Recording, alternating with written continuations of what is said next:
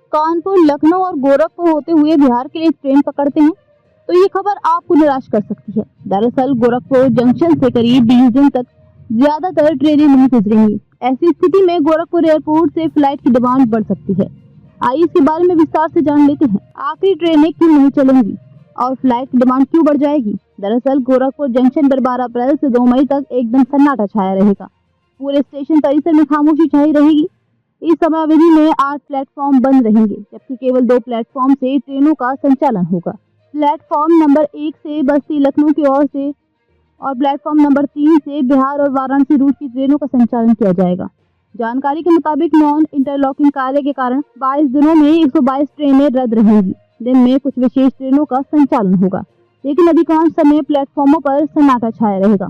Yard remodelling के चलते लगभग 11 लाख यात्रियों की यात्रा रद्द होने की संभावना है, जिससे रेलवे को लगभग 12 करोड़ रुपए का नुकसान होगा।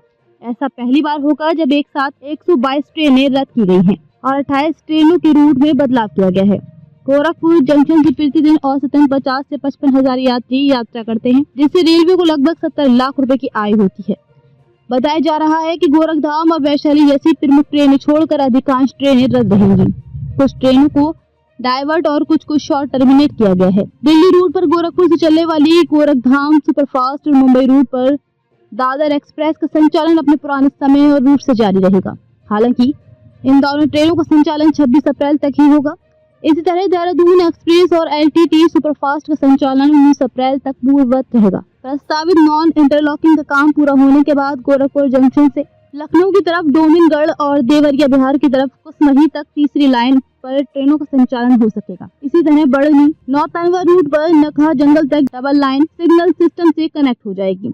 इससे इन रूटों पर ट्रेनों को बेवजह नहीं रुकना पड़ेगा। इस बीच सरकार गोरखपुर से जम्मू कश्मीर के श्रीनगर के लिए डायरेक्ट ट्रेन चलाने पर विचार कर रही है। बता दें कि रेलवे की योजना छपरा से कटरा तक जाने वाली ट्रेनों को ही कश्मीर तक चलाने की है। परिचालन विभाग ने इसका प्रस्ताव तैयार कर बोर्ड को भेज दिया है। बोर्ड से अनुमति मिलने के बाद गोरखपुर से श्रीनगर तक ट्रेन चलाई जा सकेगी। अनुमति के बाद फाइनल टाइम टेबल तैयार किया जाएगा। वर्तमान में गोरखपुर से जम्मू की 2 ट्रेनें हैं, एक गोरखपुर से जम्मू और दूसरी कामाख्या से कटरा वाया गोरखपुर। बता दें कि गोरखपुर से जम्मू तक ट्रेन की यात्रा 22 से 23 घंटे की है, जबकि जम्मू मार्ग से जाने में करीब 10 घंटे लग जाते हैं। ऐसे में श्रीनगर जाने के लिए 35 घंटे का समय लगता है, लेकिन सीधे कश्मीर तक रेल सेवा शुरू हो जाने से महज 26 से 27 घंटे में गोरखपुर से श्रीनगर पहुंच जाएंगे। बहरहाल करीब 20 दिन तक यात्रियों को परेशानी होने वाली है। ऐसी स्थिति में संभव है कि फ्लाइट की डिमांड बढ़ जाए। ये हम इसलिए कह रहे हैं क्योंकि गोरखपुर से दिल्ली या मुंबई की फ्लाइट पकड़ना आसान होगा। इससे न सिर्फ समय की बचत होगी, बल्कि पैसे भी तत्काल AC 1 के रेलवे टिकट के मुकाबले बहुत ज्यादा नहीं लगेंगे। हालांकि ये भी संभव है कि डिमांड को देखते हुए एयरलाइन कंपनियां फ्लाइट टिकट के दाम बढ़ा दें। बता दें कि गोरखपुर एयरपोर्ट से लगातार फ्लाइट की संख्या बढ़ाई जा रही है। बीते दिनों मुंबई के लिए फ्लाइट की संख्या बढ़ाई गई। वहीं 15 मई से गोरखपुर एयरपोर्ट से शंख एयर अपनी सेवाएं शुरू करने जा रही है। पहले फेज में शंख एयर की गोरखपुर से लखनऊ, वाराणसी और नोएडा के लिए सेवाएं शुरू कर सकता है। इन शहरों तक सेवा शुरू करने के लिए शंख एयर के मुख्य सुरक्षा अधिकारी ने गोरखपुर एयरपोर्ट अथॉरिटी को पत्र लिखकर संसाधन उपलब्ध कराने की अपील की है। कंपनी ने अप्रैल तक स्लॉट के साथ ही terminal space, air side space, aircraft removal plan, ground handling, fuelling agency, catering service provider, cargo handling जैसी सुविधाएं उपलब्ध कराने की मांग की है। कंपनी ने अभी टाइम शेड्यूल नहीं भेजा है, अभी सिर्फ उड़ान की तारीख बताई है। कंपनी ने बताया कि जल्द ही कंपनी को सभी औपचारिकताएं पूरी करा दी जाएगी। दूसरी ओर गोरखपुर एयरपोर्ट पर जून से 5 नई उड़ानें शुरू होंगी। इसके लिए अभी से तैयारी शुरू हो गई है। मई से एप्रन विस्तार होने के साथ ही कंपनियों ने प्रमुख शहरों के लिए और अधिक उड़ानें शुरू करने की इच्छा जताई है।